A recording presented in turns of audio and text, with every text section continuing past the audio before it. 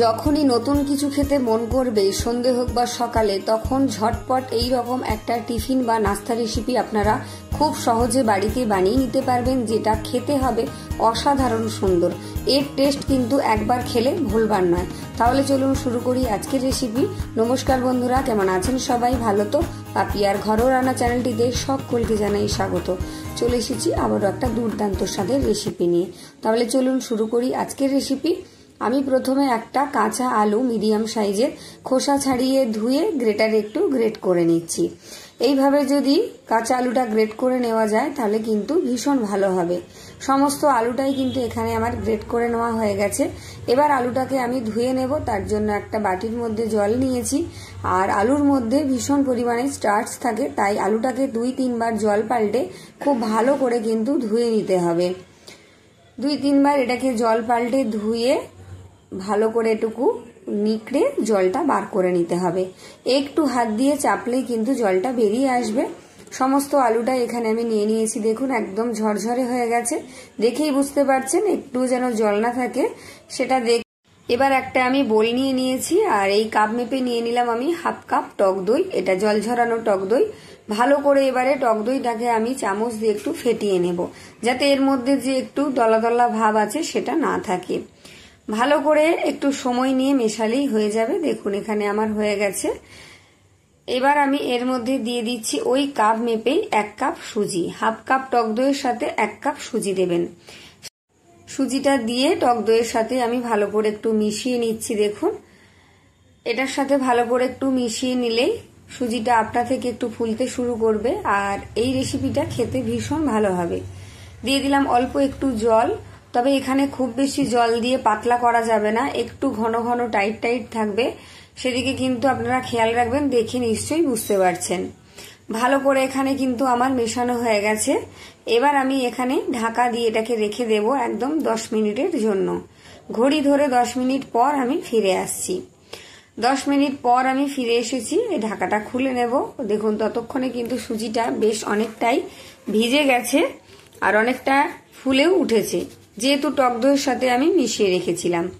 আবারও একটু মিশিয়ে নিলাম। এবার এর মধ্যে দিয়ে দিচ্ছি আমি একটা বড় মাপের পেঁয়াজ কুচি, দিয়ে দিচ্ছি একটা মিডিয়াম সাইজের টমেটো কুচি। এখানে আপনারা আরো কিছু সবজি অ্যাড করে নিতে পারেন আপনাদের পছন্দ মতো। দিয়ে দিচ্ছি অল্প কিছুটা ধনেপাতা কুচি। এখানে গাজর, ক্যাপসিকাম এইগুলো আপনারা দিয়ে নিতে পারেন। দিয়ে দিলাম 2-3টে কাঁচা লঙ্কা কুচি, 1/2 চা চামচ মাপের গোলমরিচের গুঁড়ো। ঝালটা আপনারা পরিমাণ বুঝে দেবেন, বাচ্চারা যদি খায়। দিয়ে দিলাম আমি পরিমাণ মতো নুন আর অল্প কিছুটা চিনি, এর স্বাদটাকে দ্বিগুণ বাড়িয়ে তোলার জন্য। আর দিয়ে দিলাম ভর্তি ভর্তি 1 চামচ চাট মশলা। এটা দিলে তো টেস্ট দারুণ লাগবে আর সুন্দর একটা গন্ধও আসবে। সবকিছুকে খুব ভালো করে একটু মিশিয়ে নেব আগে। আমার ভিডিও যারা দেখছেন যদি ভালো লাগে আর এইরকম নিত্য নতুন ভিডিও যদি দেখতে চান, তাহলে অবশ্যই আমার চ্যানেলটি সাবস্ক্রাইব করে পাশে থাকা বেল আইকনটি প্রেস করে অল করে রাখবেন। আর একটা হাইপ অপশন উঠেছে, সেই অপশনটা দিয়ে একটু পয়েন্ট দিয়ে দেবেন। আর লাইক অবশ্যই করবেন। কেমন হয়েছে ভিডিও শেষে এসে একটা কমেন্ট করে যাবেন। অবশ্যই বানিয়ে খেয়ে কমেন্ট করে যাবেন। আর আমার ভিডিওগুলো আপনাদের কেমন লাগে অবশ্যই কিন্তু বলবেন। রাঁধুনিরা সচরাচর যে হিংটা তাদের রান্নায় ব্যবহার করে থাকে, সেই হিংটাই আমি 1 চামচ জলে ভিজিয়ে রেখেছিলাম, সেটা এখানে দিয়ে দিলাম। আপনারা চাইলে ডাস্ট হিংও ব্যবহার করতে পারেন। ভালো করে আবারও কিছুক্ষণ আমি মিশিয়ে নিলাম। এবার দিয়ে দিচ্ছি আমি গ্রেট করে রাখা কাঁচা আলুটা। কাঁচা আলুটা দিয়ে আবারও আমি কিছুক্ষণ মিশিয়ে নেব। এটা একটু শেষে দিলাম, কারণ আগে থেকে যদি এর থেকে জল ছাড়তে শুরু করে তাহলে মিশ্রণটা বেশি পাতলা হয়ে যাবে, সেক্ষেত্রে রান্নাটা ভালো হবে না, তাই আমি একটু দেরিতেই দিলাম। ভালো করে একটু মিশিয়ে নিয়েছি। দেখুন এখানে কিন্তু মেশানো হয়ে গেছে। এবার এর মধ্যে আমি একটা তড়কা দেব। তার জন্য চলুন আমি গ্যাসের কাছে চলে যাই। একটা তড়কা প্যান বসিয়ে দিয়েছি, অল্প কিছুটা সর্ষের তেল দিয়ে দিলাম। আপনারা চাইলে এখানে সাদা তেলেও তড়কাটা দিতে পারেন। গ্যাস জ্বালিয়ে তেলটা গরম হয়ে যেতেই আমি 1 টেবিল চামচ ভর্তি ভর্তি মাপের কালো সর্ষে দিয়েছি, আর গ্যাস বন্ধ করে দিয়ে দিলাম অল্প কিছুটা কারি পাতা। কারি পাতা দিলে কিন্তু ভীষণ তেল ছিটকে আসে, সেদিকে আপনারা একটু খেয়াল রাখবেন। এটা ভাজা হয়ে গেছে। এবার এর মধ্যে এটা আমি দিয়ে দিচ্ছি। এখানে আমি আরো একটা উপকরণ মেশাবো, সেটা সবার শেষে দেব। ভালো করে একটু মিশিয়ে নিতে হবে। এই সময় খুব সুন্দর করে একটু হাত দিয়ে ফেটিয়ে নিতে হবে। এবার দিয়ে দিচ্ছি শেষ উপকরণ, হাফ চা চামচ মাপের বেকিং পাউডার দিয়ে দিলাম। দিয়ে খুব ভালো করে একটু মিশিয়ে নিতে হবে। এটা দিলে বেশ এই রেসিপিটা ফুলে উঠবে আর ভীষণ নরম হবে। এই টিফিনটা খেতে খুব ভালো হবে। ভালো করে একটু মিশিয়ে নিয়েছি।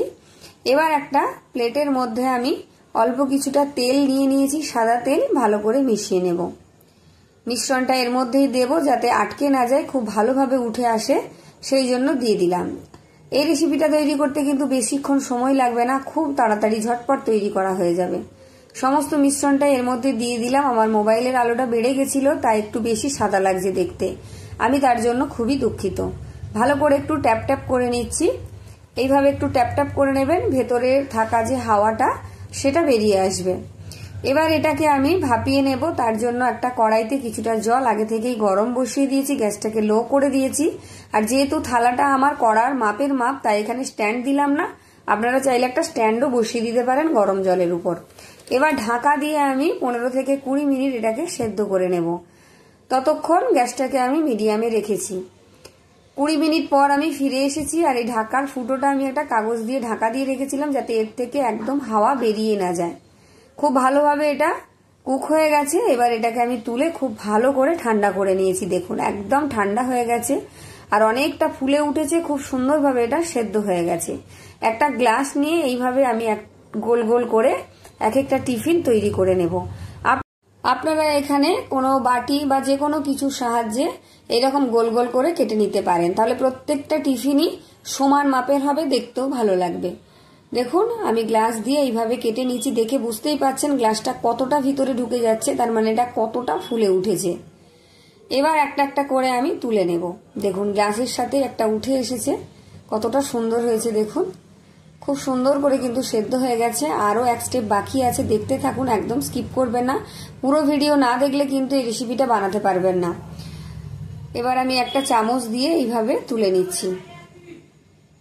হাত দিয়ে একটু ধারগুলো আমি এইভাবে চেপে দিচ্ছি, সুন্দর হয়ে যাবে দেখতে। আর ভাজবো এগুলোকে আমি একটা একটা করে তুলে নিয়েছি। যেটা এক্সেস আছে সেটাকেও আমি ভেজে নেব। এই যে এইগুলো রয়েছে, দেখুন অনেকগুলো টিফিন এখানে আমার তৈরি হয়ে গেছে। চলুন এগুলোকে আমি এবার ভেজে নিই। কড়াইয়ের মধ্যে অল্প কিছুটা সাদা তেল দিয়েছি।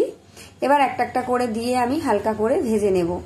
গ্যাসটাকে কিন্তু একদম লোতে রেখেছি, এটা বেশি কড়া ভাজা যাবে না, হালকা হালকা করে ভেজে নিতে হবে। আর এই টিফিনটা কিন্তু খুবই হেলদি, দেখেই বুঝতে পারছেন, খেতেও তো দুর্দান্ত হয় আর খুব কম তেলে কিন্তু এটা রান্না হয়ে যায়। উল্টে পাল্টে একটু হালকা করে এটাকে ভেজে নিচ্ছি। দেখুন দেখে বুঝতে পারছেন, এইভাবে সমস্ত টিফিনগুলোকে আমি ভেজে তুলে নেব। দেখুন একটা একদম তৈরি হয়ে গেছে। এইভাবে একটা একটা করে সবকটা টিফিন তৈরি করে প্লেটে সার্ভ করে আপনাদের দেখাচ্ছি। দেখুন এখানে আমার তৈরি হয়ে গেছে টিফিনগুলো। আর আমি একটা বাটিতে একটু রায়তা চাটনি বানিয়ে নিয়েছি এগুলো খাওয়ার জন্য। আপনারা সস দিয়েও খেতে পারেন, যেটা আপনাদের পছন্দ। দেখুন পুরোপুরি রেডি হয়ে গেছে। এবার রায়তার মধ্যে ডুবিয়ে শুধু গালে পোড়ার অপেক্ষা। তাহলে আমার ভিডিও কেমন লাগলো অবশ্যই কিন্তু কমেন্ট করে জানাবেন, লাইক শেয়ার করে দেবেন। ফেসবুক থেকে দেখলে পেজটি ফলো দিয়ে রাখবেন। আর সকলকে অসংখ্য ধন্যবাদ আমার ভিডিওটা এতক্ষণ দেখার জন্য। সবাই এইভাবেই পাশে থাকুন। নতুন বন্ধুদের বলবো চ্যানেলটা অবশ্যই সাবস্ক্রাইব করে বেল আইকনটি প্রেস করে অল করে রাখুন আমার এরকম নিত্য নতুন ভিডিও দেখার জন্য। তাহলে দেখা হচ্ছে আবার একটা নতুন রেসিপি নিয়ে। ততক্ষণের জন্য টাটা, সবাই ভালো থাকবেন, সুস্থ থাকবেন।